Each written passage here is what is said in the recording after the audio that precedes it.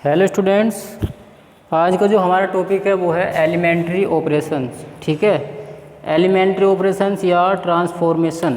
इसका दूसरा नाम क्या है? ट्रांसफॉर्मेशन। दूसरा नाम है इसका ट्रांसफॉर्मेशन। देखिए हमारे पास क्या होता है, 6 एलिमेंट्री ऑपरेशन होते हैं। एलिमेंट्री ऑपरेशंस हमारे पास कितने होते हैं? 6, जिसमें 3 ऑपरेशन होते हैं या रो ऑपरेशन होते हैं 3, और जिसमें से कॉलम ऑपरेशन होते हैं 3।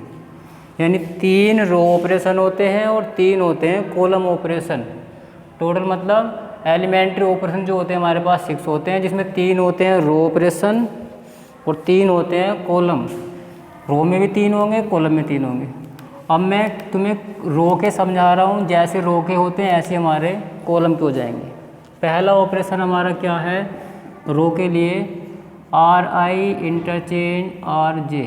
इसका मतलब हुआ RI इंटरचेंज RJ का मतलब है फर्स्ट रो है या सेकंड रो है, उनको रो को आपस में इंटरचेंज करना।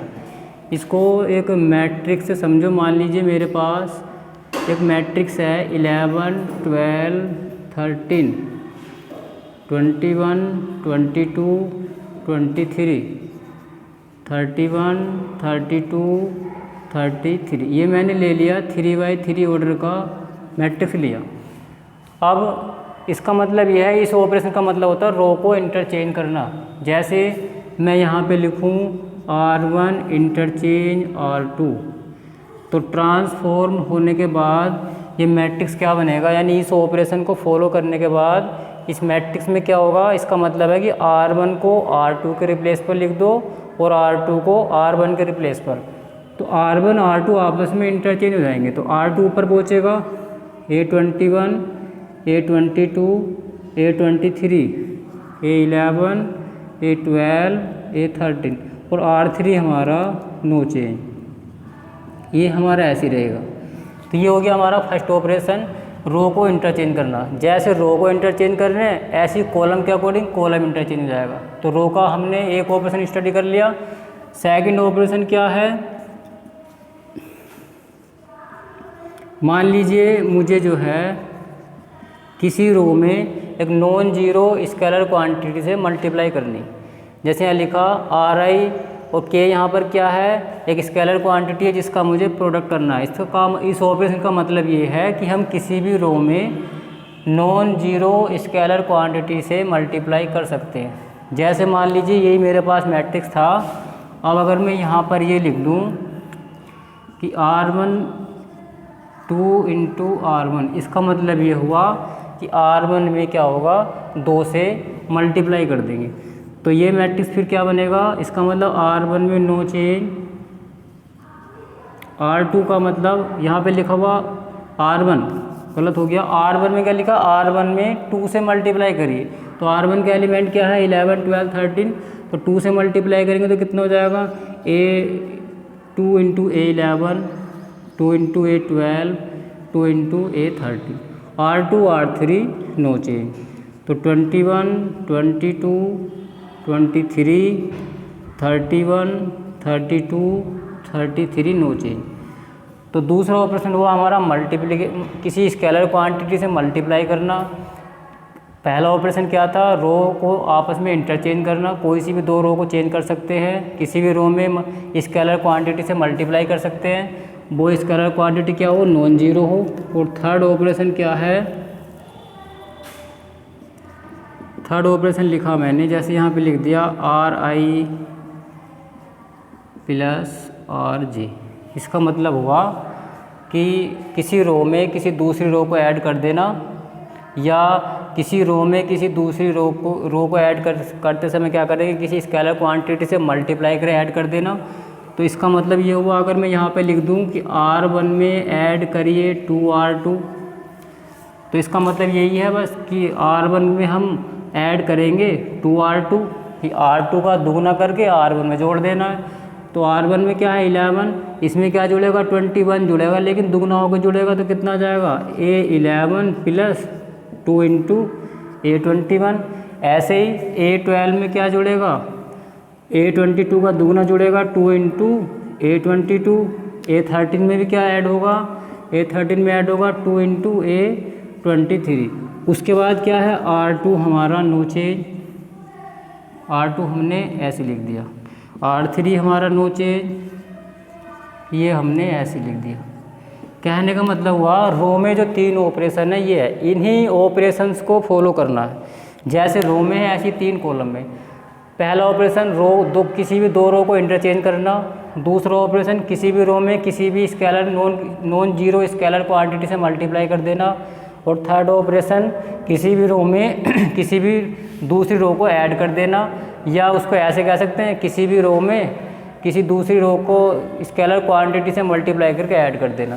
तो ऐसे ही हम कॉलम में अगर समझें तो कॉलम के लिए भी 3 ऑपरेशन यही बनेंगे। किसी 2 कॉलम को इंटरचेंज कर देना, किसी कॉलम में दूसरे कॉलम का किसी नॉन जीरो स्केलर क्वांटिटी से मल्टीप्लाई कर देना, या और यहाँ पर किसी दूसरे रो में या किसी दूसरे कॉलम में नॉन जीरो या किसी दूसरे कॉलम को ऐड कर देना, या फिर इसके अकॉर्डिंग समझ लेंगे ये दोनों सेम ही है, ऐसे ऐड करने हैं। तो यहाँ पर क्या मान लेंगे 8J में 1 स्केलर क्वांटिटी यहाँ पर है तो 1 की मल्टीप्लाई करके ऐड किया जा रहा है। यहाँ पर क्या लिखा 2 लिखा है, कहीं पर 3 लिखेगा, कहीं पर 4 लिखेगा। तो कहने का मतलब है 2 रो को इंटरचेंज कर सकते हैं, किसी भी रो में मल्टीप्लाई कर सकते हैं स्केलर क्वांटिटी से नॉन जीरो हो, और आपस में किसी भी 2 रो को जोड़ सकते हैं, ये ध्यान देना। तो जैसे 3 ऑपरेशन रो में है ऐसे ही 3 ऑपरेशन हमारे यहाँ कॉलम में। तो कुल मिला के होते हैं 6 ऑपरेशन।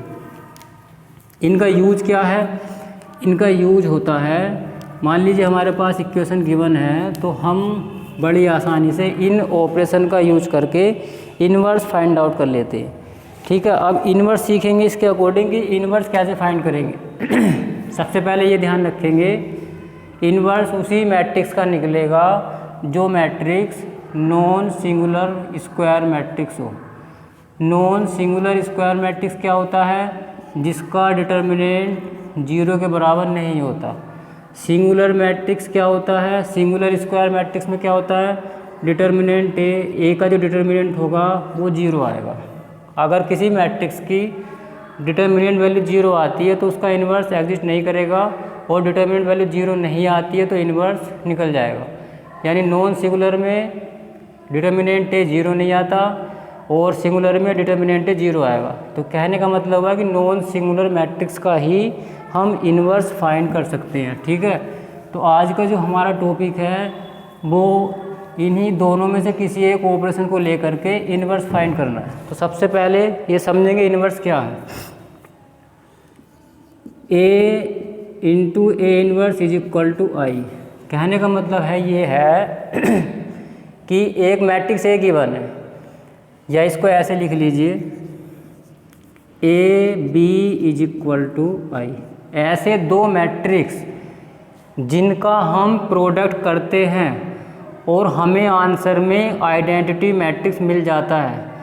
तो कहने का मतलब ये हुआ एक मेरे पास मैट्रिक्स ए है और दूसरा मेरे पास एक मैट्रिक्स ऐसा है B कि अगर मैं उस B का यानी उस B को लेकर के A के साथ प्रोडक्ट करता हूँ तो मुझे क्या मिल जाता है, आइडेंटिटी मैट्रिक्स। तो मैं उस बेस पर ये कहूँगा ये B जो है A का क्या है, इन्वर्स है। ठीक है, यानी इन्वर्स क्या होगा कि अगर हम किसी मैट्रिक्स का इन्वर्स फाइंड आउट करके उसका प्रोडक्ट करेंगे तो हमें आइडेंटिटी मैट्रिक्स मिलेगा। एक ऐसा मैट्रिक्स हमारे पास गिवन होगा, दूसरा सर्च करेंगे ऐसा कौन सा मैट्रिक्स होगा जो उसके साथ प्रोडक्ट करके हमें आइडेंटिटी मैट्रिक्स देगा। तो उसी दूसरे मैट्रिक्स को हम पढ़ेंगे इन्वर्स, यानी उस गिवन मैट्रिक्स का वो होगा इन्वर्स। क्योंकि जब किसी मैट्रिक्स को लेकर के उसके इन्वर्स के साथ उसका डॉट करेंगे, मल्टीप्लाई करेंगे तो हम आइडेंटिटी मैट्रिक्स मिलेगा। तो इन्वर्स निकालने के लिए ही हम इन्हीं ऑपरेशन का यूज करेंगे। तो इसमें 2 ऑपरेशन है, एक तो होगा हमारा रो के अकॉर्डिंग, रो ऑपरेशन के अकॉर्डिंग, एक होगा कॉलम के अकॉर्डिंग। तो अगर रो ऑपरेशन को फॉलो कर रहे हैं तो हम लिखेंगे A बराबर IA, और अगर कॉलम ऑपरेशन को फॉलो कर रहे हैं तो इसमें लिखेंगे A बराबर AI। रो में क्या होता है, प्री का ध्यान रखेंगे, प्री मल्टीप्लिकेशन की बात हो रही है और कॉलम में होता पोस्ट के लिए।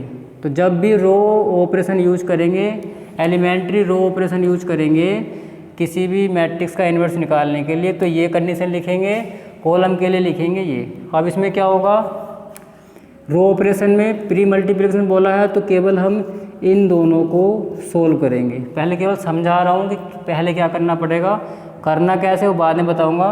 कॉलम में अगर करते हैं तो कॉलम में हम इसमें और इसके साथ, समझ गए, जो ऑपरेशन इसमें फॉलो करेंगे वही फिर हमें इसमें फॉलो करना पड़ेगा। रो ऑपरेशन में जो ऑपरेशन यहाँ फॉलो करेंगे वही हमें फिर यहाँ करना पड़ेगा। तो मैं समझा रहा हूँ पहले तुम्हें रो ऑपरेशन से, रो ऑपरेशन से किसी मैट्रिक्स का इन्वर्स कैसे निकालेंगे, ठीक है।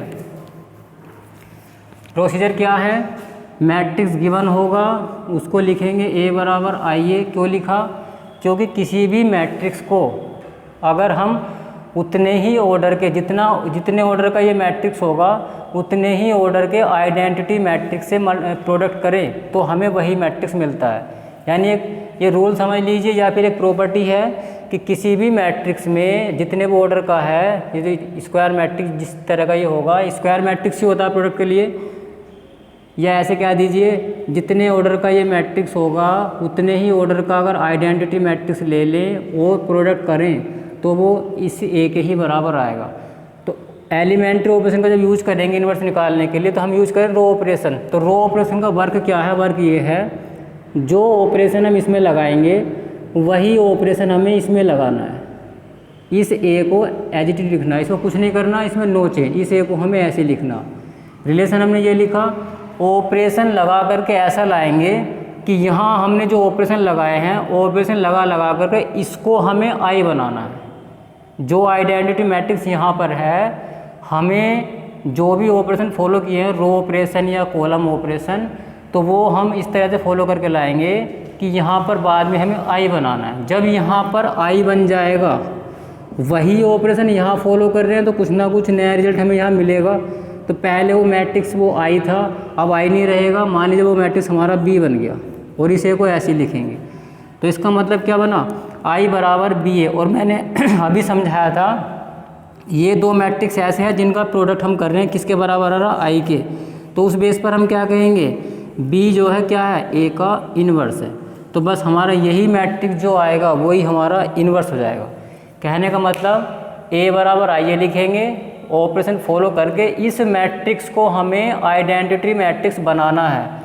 जो वर्क यहाँ कर रहे हैं वही वर्क यहाँ होगा, इसे को ऐसे लिखना है। और जब यहाँ पर आइडेंटिटी मैट्रिक्स बनेगा तो यहाँ पर कोई ना कोई और मैट्रिक्स बन करके आएगा, वही मैट्रिक्स इसका क्या बनेगा, इन्वर्स। क्योंकि हम जानते हैं जब किसी मैट्रिक्स का प्रोडक्ट उसके इन्वर्स के साथ करते हैं तो हमें आंसर आइडेंटिटी मैट्रिक्स मिलता है। तो ये कंडीशन तभी फॉलो होगी। तो उस बेस पर हम ये कह देंगे कि ये बी इसका होगा इन्वर्स मैट्रिक्स। अब इसका प्रोसीजर सीख लीजिए, थोड़ा डिफ़िकल्ट है, 2x2 का समझेंगे पहले। मान लीजिए मेरे पास ये मैट्रिक्स है A11, A12, 21, 22, 2x2 ऑर्डर का स्क्वायर मैट्रिक्स है। इसका इन्वर्स निकालना है। इन्वर्स निकालने के लिए पहले यही चेक कर लेंगे इन्वर्स एग्जिस्ट करता है या नहीं। इसकी डिटरमिनेंट वैल्यू क्या आएगी, 0 के इक्वल नहीं आएगी, तो हम इसका इन्वर्स निकाल देंगे। अब जब हम रो ऑपरेशन फॉलो करेंगे तो ध्यान से देख लेना पहले हमें करना क्या है। ये मैं तुम्हें शॉर्टकट बता रहा हूँ, और अगर ये तरीका याद है तब तो तुम इन्वर्स निकाल दोगे बहुत जल्दी, अदरवाइज इन्वर्स नहीं निकलेगा, मुश्किल पड़ेगा। कैसे निकलेगा, सबसे पहले जब हम रो ऑपरेशन के अकॉर्डिंग यानी एलिमेंट्री ऑपरेशन से इन्वर्स निकालेंगे तो हमें सबसे पहले डायगोनल में 1 बनाना है। और डायगोनल में 1 कैसे बनाना है, यानी डायगोनल में हमें क्या बनाने हैं, सबकी जगह 1 1 बनाना है। तो उसके लिए पहले क्या करेंगे, सबसे पहले हम 11 को 1 बनाएंगे। इस A11 को हमें बनाना है 1, यानी जहाँ पर 11 लिखा हुआ है वहाँ पर उसको पहले बनवा, कुछ भी करो वहाँ पर 1 बना दो। जब ये 1 बन जाएगा तो इसके साथ जो इसके कोरस्पॉन्डिंग एलिमेंट लिखा हुआ है, यानी उसी कॉलम में लिखा हुआ है ये 21। A11 को 1 बनाने के बाद हम A21 को 0 बनाएंगे, फिर इस 21 को बनाना है 0। उसके बाद जैसे 21 0 बना देंगे, फिर हमें 22 को A22 को बनाना है 1, A22 बनेगा 1, फिर उसके बाद A12 को बनाना है 0। अब अगर ये बात हमें नहीं पता, सवाल करने बैठ गए, इन्वर्स निकालने बैठ गए, जबकि मैक्सिमम 4 स्टेप में इस क्वेश्चन का इन्वर्स निकल जाएगा। हमने ये स्टेप फॉलो नहीं किए, हो सकता है 4 दूनी 8 स्टेप लग जाएं और इन्वर्स तब भी ना मिले। तो हमें 2/2 ऑर्डर में जो मैक्सिमम स्टेप है, मैक्सिमम का मतलब है ज़्यादा से ज़्यादा 4 होंगे, कुछ में इससे कम में भी काम चल जाएगा, हो सकता है कहीं ना कहीं पहले से बन रखा मिलेगा, लेकिन ज़्यादा से ज़्यादा 4 स्टेप ही लगाऊंगा और 2/2 ऑर्डर का मैट्रिक्स बाहर आ जाएगा, इन्वर्स बाहर आ जाएगा। लेकिन अगर ये हम इस प्रोसीजर को फॉलो नहीं करते तो हो सकता है 4 से ज़्यादा भी ऑपरेशन लगाने पड़ जाएँ। ठीक है, ऑपरेशन का मतलब वही जो भी समझाया था, किसी भी रो में गुणा कर देंगे, इंटरचेंज कर देंगे, इस तरह से। तो एक एग्जाम्पल ले लेंगे और उससे निकालेंगे इन्वर्स। हम यूज़ करेंगे यूजिंग एलिमेंट्री रो ऑपरेशन। हमें ऑपरेशन यूज़ करना है रो वाला, कॉलम का नहीं। याद रखें, एलिमेंट्री ऑपरेशन में सबसे पहले उसका नाम ज़रूर लिख देना, तुमने किस मेथड को यूज़ किया है, रो को, रो ऑपरेशन या कॉलम ऑपरेशन। मैट्रिक्स मेरे पास गिवन क्या है, मैट्रिक्स मेरे पास है 4 3 2 1। इसका मुझे इन्वर्स फाइंड आउट करना, तो इन्वर्स निकालने के लिए पहले यही चेक कर लो इसकी डिटर्मिनेंट वैल्यू क्या है। डिटर्मिनेंट वैल्यू क्या है, 4 1 जा 4, 2 3 जा 6, यानी -2। कह सकते हैं कि A का डिटर्मिनेंट डज नॉट इक्वल 0, 0 नहीं है, इसका मतलब इसका इन्वर्स निकल जाएगा। अब इन्वर्स जब निकलेगा तो अब क्या करेंगे, तरीका मैंने क्या बताया था, सबसे पहले A11 को 1 बनाओ। उसके लिए क्या करना पड़ेगा, वी हैव, अभी समझाया था रो ऑपरेशन में क्या लिखेंगे, पहले A बराबर आइए वैल्यू पुट कर देंगे। इस A की वैल्यू हमारे पास ये है 4 2। यूपी बोर्ड में 99.9% एक क्वेश्चन इस ऑपरेशन से आता है इन्वर्स निकालने के लिए। 2/2 ऑर्डर का आसान होता है, 3/3 का डिफ़िकल्ट। तो जब तक 2/2 ऑर्डर का समझ में नहीं आएगा, 3/3 का दिक्कत आएगी। तो ये क्वेश्चन सबको करना आना चाहिए कि एलिमेंट्री ऑपरेशन से इन्वर्स कैसे निकालते हैं। तो एलिमेंट्री ऑपरेशन में क्या रो ऑपरेशन में क्या लिखना है, A बराबर आइए, और अगर कॉलम ऑपरेशन का यूज़ करेंगे तो A बराबर आई को लिखेंगे बाद में। अब देखो इसमें क्या होगा, A मैट्रिक्स लिख दिया हमने बराबर आई। A मैट्रिक्स क्या है, 2/2 ऑर्डर का है, 2 रो हैं 2 कॉलम है, तो आइडेंटिटी मैट्रिक्स भी उतने ही ऑर्डर का बनाएंगे। 2/2 ऑर्डर का क्या हो जाएगा, 1 0 0 1। ये हमें पता है 2/2 ऑर्डर का आइडेंटिटी मैट्रिक्स ये होगा। इस A को कुछ नहीं करना, अभी समझाया था, इस A को ऐसे ही लिखना है। इस A की वैल्यू पुट कर दी है, I की वैल्यू पुट कर दी, A को ऐसे ही लिखना है। अब हम ऑपरेशन यूज करेंगे, ऊपर लिखा हुआ है using elementary row operation, row operation follow करेंगे। तो अब हमें क्या करना है, जैसे यहाँ पर आइडेंटिटी मैट्रिक्स बना हुआ है, अब हमें यहाँ पर आइडेंटिटी मैट्रिक्स बनाना है उन ऑपरेशन को यूज करके। तो जब यहाँ पर आइडेंटिटी मैट्रिक्स बनेगा, जो ऑपरेशन इसमें फॉलो करेंगे वही यहाँ पर फॉलो करेंगे। तो बाद में यहाँ जो मैट्रिक्स आएगा, जब इधर आइडेंटिटी बन जाएगा, उधर जो मैट्रिक्स मिलेगा वही उसका इन्वर्स हो जाएगा। तो अब मैंने बताया था शॉर्टकट में कि पहले 11 को 1 बनाओ, 11 पर है 4 का 1 तब बनेगा। अब ऑपरेशन को यूज करें रो, तो 4 कौन सा उसमें R1 में है, इसका मतलब हुआ हम यहाँ पर लिखेंगे 1/4 कि R1 में हमने स्केलर क्वांटिटी क्या ले लिया, 1/4, यानी R1 को 4 से डिवाइड कर दीजिए, 4 से डिवाइड कर दो, क्या हो जाएगा, 4 से डिवाइड किया यहाँ बन गया 1, 4 से डिवाइड किया यहाँ पर बन गया 3/4, यहाँ पर 2, यहाँ पर 1। वही ऑपरेशन हमें यहाँ फॉलो करना है। अभी लिखा R1 में 1/4 कह सकते हैं, मल्टीप्लाई कर लिया, 4 से डिवाइड कर दिया, तो क्या बना यहाँ पर 1/4, यहाँ पर 0, R2 no change into A। क्या नज़र आया, यहाँ हमें आइडेंटिटी बनाना है तो 1 तो बन गया। उसके बाद मैंने बनाया था 12 को 0 बनाओ, वो 12 को नहीं 21 को 0 बनाओ। 22 पर क्या है 2 है, इस 2 को 0 बनाना। सोचो 2 का 0 कब बनेगा, 2 का 0 तब बनेगा जब 2 में से 2 को माइनस किया जाए। इसका मतलब क्या हुआ, 2 कौन सी रो में है, 2 है सेकंड रो में। ऑपरेशन यूज होगा R2 में, ऐड कर दीजिए। क्या ऐड करेंगे, -2R1 ऐसे कह दीजिए। R2 में -2R1 को ऐड कर दो। इसका मतलब हुआ R1 में 2 से -2 से मल्टीप्लाई करके R2 में जोड़ दो, ऑटोमेटिक 0 बन जाएगा। तो देखो क्या बनेगा, जिक्र हुआ है R2 का, R1 में नो चेंज। R1 हमें ऐसे लिख देना। R2 में क्या लिखा, ये 2 है, इसमें क्या जोड़ा गया -2R1। -2 से जब 1 में मल्टीप्लाई करूँगा तो -2 बनेगा, और जैसे इसमें आगे जुड़ेगा ये बना देगा उसको 0। -2 से यहाँ मल्टीप्लाई करूँगा तो यहाँ बन जाएगा 3/4 मल्टीप्लाई 2, 2 2 4 -3/2, और -3/2 फिर वो यहाँ आके जुड़ेगा 1 में, तो 1 -3/2 हो जाएगा। 2 बन जा 2 -3 कितना आ गया, -1/2। और उसी ऑपरेशन को फॉलो करेंगे फिर यहाँ पर। R2 में जोड़ना है -2R1, तो R1 तो नो चेंज रहेगा, R1 ऐसे लिखो 1/4 0। अब इस 0 में क्या जुड़ेगा, -2R1। इसका मतलब पहले यहाँ -2 से मल्टीप्लाई करो। जब -2 से मल्टीप्लाई करेंगे 4 डिवाइड हो जाएगा -2 बार, तो 1/-2 आ जाएगा, यानी -1/2 आएगा, और -1/2 जब इसमें जुड़ेगा तो -1/2 ही आएगा। उसी तरह से यहाँ पर होगा, यहाँ 0 करूँगा, मल्टीप्लाई करूँगा -2 से, फिर यहाँ जोड़ूंगा तो ये तो 0 ही बनेगा, और 0 जब 1 में जुड़ेगा तो 1 ही आएगा इंटू A।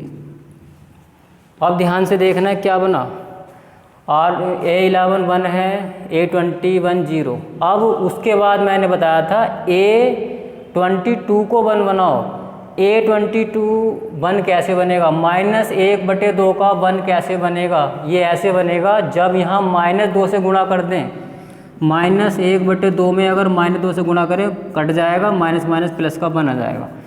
तो यहाँ मीनिंग निकला कि R2 में -2 से मल्टीप्लाई कर दीजिए। तो R2 में जब -2 से मल्टीप्लाई करेंगे तो R1 यहाँ पर नो चेंज, R1 ऐसे ही लिखेंगे। R2 में -2 से मल्टीप्लाई करो तो ये 0 ही रहेगा, और जैसे ही -2 यहाँ आएगा कट जाएगा, बन जाएगा प्लस का 1। वही ऑपरेशन यहाँ फॉलो करेंगे, R1 नो चेंज रहेगा। R2 में -2 से मल्टीप्लाई करेंगे, 2 से 2 cancel out, minus minus plus बन जाएगा 1, और यहाँ -2 से मल्टीप्लाई करेंगे -2। 3 स्टेप हमारे कंप्लीट हो गए। A11 1 है, A21 0, A22 1। अब उसके बाद मैंने बताया था A12 को 0 बना दो। 3/4 0 कब बन सकता है, जब 3/4 से 3/4 ही माइनस किया जाए। तो इसका मतलब ये हुआ R1 में ऐड कर दीजिए क्या, -4/3 R2। R2 में -4/3 से मल्टीप्लाई करके R1 में जोड़ दीजिए। तो R1 में जोड़ना है, पहले R2 मल्टीप्लाई करूँगा -4/3 से, तो 0 ही बनेगा। ये फिर जाकर जुड़ेगा तो 1 का 1 ही रहेगा।